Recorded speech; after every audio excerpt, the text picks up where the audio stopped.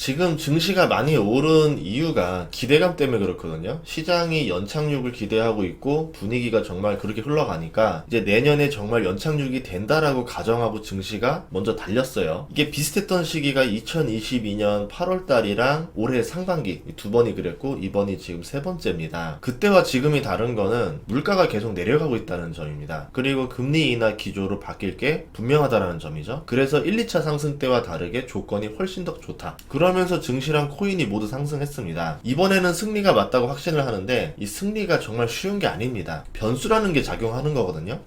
삼국지에서도 가장 천재라 불리는 제갈량이 북벌을 했을 때 1차, 5차는 정말 성공을 할 뻔했어요. 계획대로만 된다면은. 근데 변수 때문에 망쳤죠. 연착륙이 성공할 것 같은데 변수를 예측할 수가 없습니다. 어떤 변수냐에 따라서 또 뒤집어질 수는 있어요. 물론 저도 상승론자고 앞으로 더 상승할 거라 보는 사람이지만 계속 상승을 할 때마다 좌우를 둘러봐야 돼요. 혹시 복병이 숨어있는 거 없나? 내가 여기서 어떻게 조심하면 좋을까? 봐야 되겠죠. 그러면서 계속 안전하게 진군을 해야 됩니다. 그래서 저를 한마디로 요약하면 의심이 많은 상승론자 이렇게 생각하면 될 것 같습니다. 연착륙이 얼마나 어려운 일인지는 간단하게 한마디로 요약을 해보면은 미국에서 딱 한 번 성공했어요. 미국이 침체가 11번 있었는데 1995년 그때 딱 한 번 성공했고 그렇게 했었던 이유도 미국의 이익 때문에 그렇습니다. 실제로는 이게 성공하지 못했을 수도 있는데 미국이 이때 돈을 엄청나게 풀어버리면서 상승시켜요. 이번에도 그런 상황이랑 굉장히 유사하다라고 보는 거죠. 연착륙이 되려면은 미국의 이익과 연관이 있어야 되고 미국의 은행들이 돈이 되는 일을 해야지만 결국 미국이 움직이고 그래야 연착륙이 일어날 수 있다. 그 당시 때 미국은 이제 멕시코를 신흥국처럼 썼었죠. 중국이 본격적으로 등장하기 전에 멕시코는 훌륭한 신흥국이었습니다. 다양하게 투자를 많이 했었거든요. 그래서 미국의 자본이 상당히 들어가 있었습니다. 1994년 기준금리를 3%에서 6%로 올리죠. 금리가 크게 오르면서 미국은 버텼어요. 미국에서 다 버틴 건 아니고 예를 들어 오렌지 카운티라든가 그런 데 파산을 했었죠. 신흥국 같은 경우는 이러면 버티지 못합니다. 나중에 아시아 외환위기랑 한국의 IMF랑도 연결이 되는데 우선 미국 바로 옆에 멕시코가 IMF 구제 금융을 받게 됩니다. 멕시코가 돈을 제대로 안 갚을 모습을 비추니까 멕시코에 돈을 빌려줬던 은행들이 파산할 수도 있다면서 연준에 겁을 줬죠. 그래서 연준이 결국 금리 인하를 약하게 합니다. 이럴 수밖에 없었던 이유가 경기 침체가 없었어요. 물가는 떨어졌지만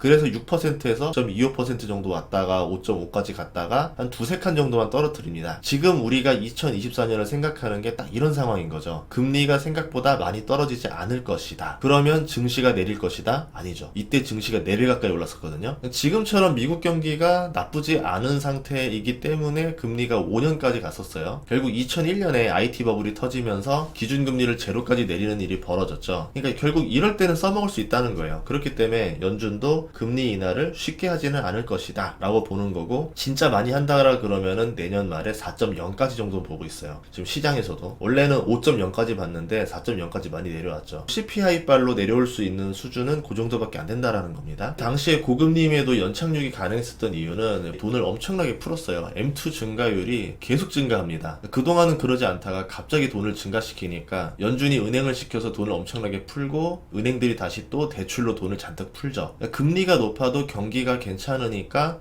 풀어놓은 돈도 많고 시장에서 투자가 활발하게 벌어지면서 연착륙이 가능했습니다. 이 시기를 우리가 잘 봐야 되는데 95년부터 2000년까지는요 PC의 전성시대, 인터넷도 등장하고 게임도 등장하고 이 컴퓨터로 할 수 있는 일들이 많이 등장하면서 전성시대가 열리기 시작해요. 어떻게 보면 지금이랑 비슷하죠. IT의 전성시대가 열리는 구간이랑 딱 맞아 떨어집니다. 그렇기 때문에 투자 붐이 일어났죠. 금리가 높지만 그거보다 더 돈을 많이 벌 수 있는 신기술이 나왔고 그게 대중화가 되고 실제로 시장이 빠르게 성장함으로 인해서 투자가 활발해진 겁니다. 이때 우리나라도 어떤 회사가 돈을 많이 벌었냐면 삼성전자가 돈을 많이 벌었어요. 퍼스널 컴퓨터가 유행을 하면서 PC용 메모리 칩이 인기를 끌었죠. 그러면서 이제 우리나라 삼성전자가 퍼스널 컴퓨터에 적합한 메모리를 출시하고 싸게 공급하면서 시장을 장악해 나갑니다. 그 당시 때 S&P 500 지수가 400 정도였었는데 연착륙에 성공하고 시장에 돈을 풀면서 지수가 1500까지 상승을 해요. 미국 증시에서 가장 달콤했던 시기가 이 시기예요. 고금리고 연착륙이었던 시기가 미국 증시에서 가장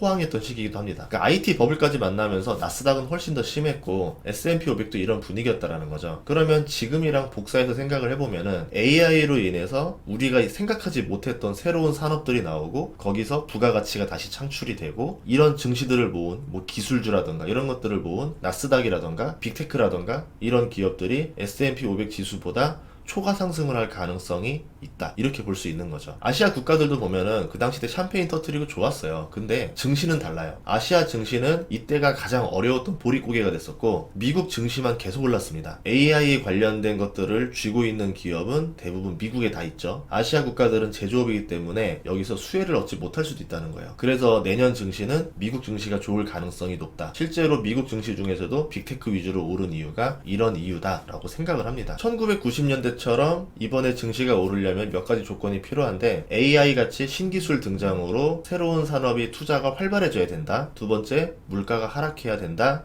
금리가 약간이라도 하락해주는 게 좋다. 세 번째, 유동성을 공급할 멕시코 같은 핑계가 필요하다. 이게 제일 딜레마예요. 멕시코만큼 미국의 자본이 들어가 있으면서 미국 은행들이 여기 살려야 된다라고 연준을 압박할 만큼 구원을 해줄 만한 국가가 무너져야 됩니다. 그런 국가가 어디 있을까? 생각해볼 때 홍콩이 있죠. 중국일 수도 있고 홍콩일 수도 있는데 지금 홍콩 증시가 반토막이 났어요. 홍콩 증시라고 해도 결국은 중국의 기업들입니다. 지금 중국 같은 경우는 부동산이 많이 무너지면서 침체가 왔고 디플레도 심각한 상태가 됐죠. 여기서 조금만 잘못되면 중국도 구제금융에 들어갈 수 있어요. 중국 입장에서는 부양책을 일으켜서 뭘 하고 싶은데 AI 규제라던가 뭐 반도체 규제라던가 여러모로 인해서 생각보다 지금 쉬운 상태는 아닙니다. 디플레가 벌어지고 있는 이유가 뭐냐면 기업들이 살기 위해서 가지고 있는 재고를 헐값에 떨이로 처분하기 때문에 그런 거거든요. 부양책이라던가 투자가 늘어나면서 경기가 확장돼야지만 이 위기를 극복하는데 만약에 내년까지도 이 문제가 해결이 안 된다면은 중국도 경제 위기에 빠질 수 있다는 거죠. 2000년에 중국이 WTO에 가입하면서 미국의 많은 자본들이 중국으로 건너갔고 수많은 제조업 공장들을 차렸습니다. 최근에 자본 이탈이 일어난다고 하지만 그래도 상당히 많은 자본이 중국에 묶여 있어요. 이 자본이 지금 쉽게 나오지 못하고 있습니다. 사업해보신 분들은 알겠지만 중국에 투자한 돈을 다시 해외로 가져가는 게 아주 쉬운 일이 아니에요. 미국이 원하는 건 금융 개방이거든요. 만약에 중국이 금융 위기에 빠지고 금융 개방을 하겠다. 미국이라던가 선진국의 자본들이 쉽게 들어오고 쉽게 빠질 수 있게 제도를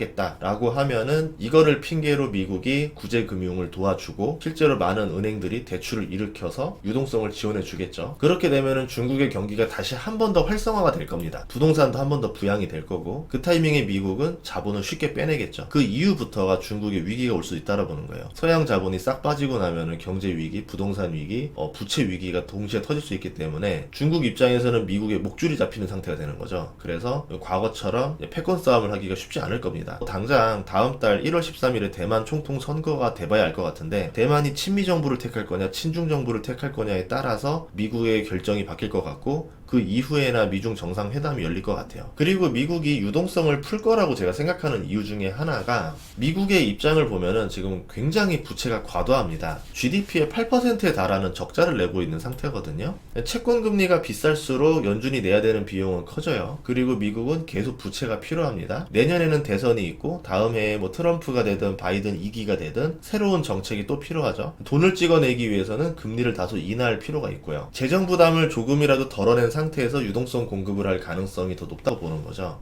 그러려면 명분이 중요한데 바이든이 된다고 하면은 유력한 시나리오가 이제 중국과의 전쟁 확대로 인한 대규모 유동성 공급, 두 번째는 친환경 문제의 심각성을 알리면서 탈탄소 시기를 2050년에서 2045년으로 앞당기는 대책, 이를 위해서 친환경 보조금을 크게 늘리는 전략들이 있겠죠. 그런데 이렇게 유동성을 늘리면 어떤 일이 벌어지냐면 인플레가 발생합니다. 주식과 부동산 같이 자산 가격이 크게 올라요. 부동산 가격도 오르고 주식 가격도 많이 오르죠. 그리고 인플레가 발생하면 부채 비율이 감소합니다. 부채는 따라 올라가는 게 아니거든요. 부채는 고정값이고 자산은 변동값이니까 부채 비율이 건전해지는 거죠. 국가도 GDP가 상승하게 됩니다. 세수가 증가하고 그로 인해서 부채 부담이 줄어들고 자산이 건전해지기 시작해요. 그래서 미국은 지금 인플레가 필요한 시기입니다. 역설적으로 인플레가 발생하려면 유동성 공급이라는 핑계가 필요하다는 거고 그러려면 침체라는 명분이 필요한데 과거 1990년도처럼 꼭 침체가 없더라도 유동성을 공급할 수도 있다라는 거죠. 그럴 때는 더 큰 핑계가 필요한 거고요.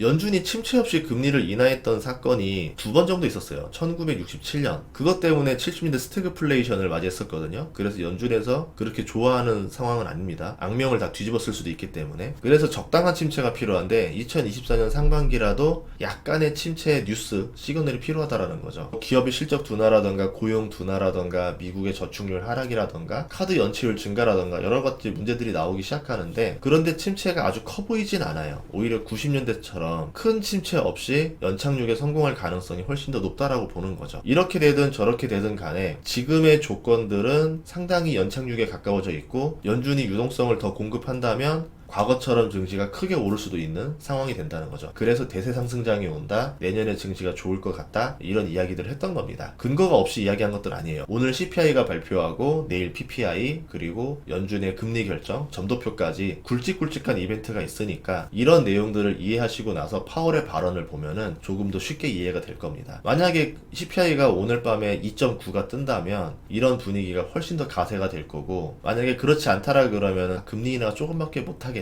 이렇게 생각할 수 있는데, 제가 볼 땐 내년에 금리 인하 몇 번 하느냐가 중요한 게 아니라 유동성을 풀만한 핑계가 있느냐 없느냐가 내년 대세 상승장을 만드느냐 아니냐의 갈림길이라 봅니다. 제가 그저께랑 어제 해서 경제전망 PDF, 배당주 투자 PDF를 올렸는데 다 합쳐보니까 거의 2만 명 가까운 분들이 다운을 받으셨어요. 깜짝 놀랐습니다. 그래서 여러분들이 주식 투자에 대한 정말 의지가 살아있구나. 내년부터 주식 공부 제대로 하기 위해서 제가 새 특강 만들었거든요. 서울이랑 부산에서 하고요. 서울 링크, 부산 링크 제가 이제 고정 댓글에다 달아드릴 테니까 많은 신청 부탁드리겠습니다. 다음 시간에도 좋은 정보로 찾아뵙겠습니다. 구독과 좋아요, 알림 설정 부탁드릴게요. 고맙습니다.